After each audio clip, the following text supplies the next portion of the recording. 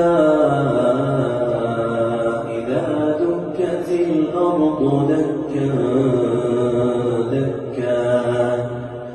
وجاء ربك والملك صفا صفا وجيء يومئذ بجهنم يومئذ يتذكر الإنسان وأنى له الذكرى يقول يا ليتني قدمت لحياتي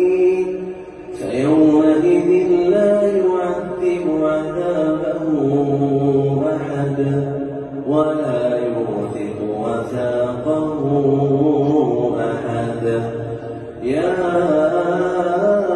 أيتها النفس المطمئنة ارجعي